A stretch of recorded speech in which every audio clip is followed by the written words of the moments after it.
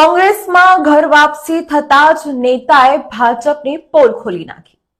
જી હા દર્શક મિત્રો, પ્રધાનમંત્રી નરેન્દ્ર મોદીનું કોંગ્રેસ મુક્ત ભારતનું સ્વપ્ન હતું. આ સ્વપ્નને સાકાર કરવા માટે અનેક કોંગ્રેસી નેતાઓ કોંગ્રેસ છોડીને ભાજપમાં સામેલ થઈ ગયા હતા. કદાચ સત્તાનો મોહ હોઈ શકે છે, પણ આ મોહભંગ પણ થતો હોય છે.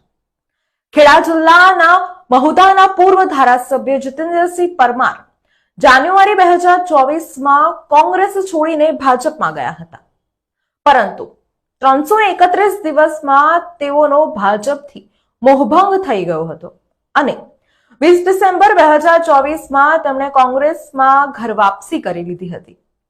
હવે કોંગ્રેસી નેતાએ ભાજપની પોલ ખોલી નાખી છે. આ કોંગ્રેસી નેતાએ ભાજપ વિશે જણાવ્યું કે ભાજપમાં સી.આર. પાટીલની પરવાનગી વગર કોઈ કામ થતું નથી. કોઈ પણ ફાઇલ પાસ કરાવી હોય તો સી.આર. પાટીલની મંજૂરી લેવી પડે છે. તેમની મંજૂરી વગર કોઈ કામ પાસ થતું નથી, કોઈ કામ આગળ વધતું નથી. કોંગ્રેસ છોડીને ભાજપમાં ગયેલા અનેક નેતાઓ હવે ગૂંગળામણ અનુભવી રહ્યા છે અને કોંગ્રેસમાં ઘર વાપસી કરવા માંગે છે. કોંગ્રેસમાંથી ભાજપમાં ગયેલા નેતાઓને અળગા રાખવામાં આવે છે તેવા આક્ષેપો પણ કર્યા હતા.